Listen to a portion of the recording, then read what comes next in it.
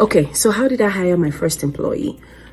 So I incorporated AMA Consulting in 2011, and I went full-time with it in 2013. And immediately I went full-time. I knew instantly that I didn't want to be a solopreneur.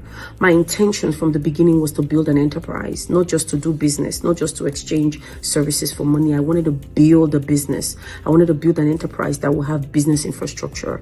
And in order to do that, I needed a team.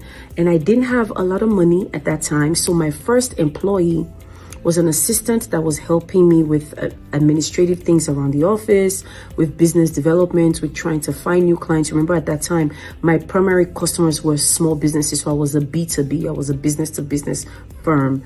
And how I hired her was through a Prince George's County employment office. I don't think they were employed Prince George's at that time. They had another name, but they had a program where they would take people who had been out of the workforce for so many months and pair them up with small businesses within the county that needed employees.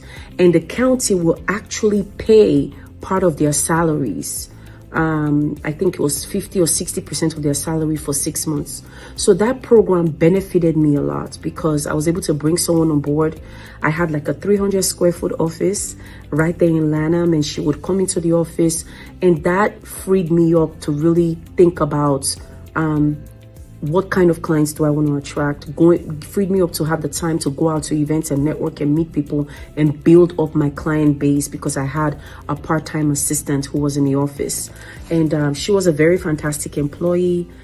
Debbie, she was so good. I remember her name till this day. If she ever sees this, she was so dedicated. It was just the two of us in this tiny office. And she worked really hard, and she was with me for a few months, almost a year, before she moved on to something. But that was my first employee. And from then on, I started to build my way to having staff, corporate staff to help me, and then build my way to a cadre of consultants and SMEs that will help me actually support my clients.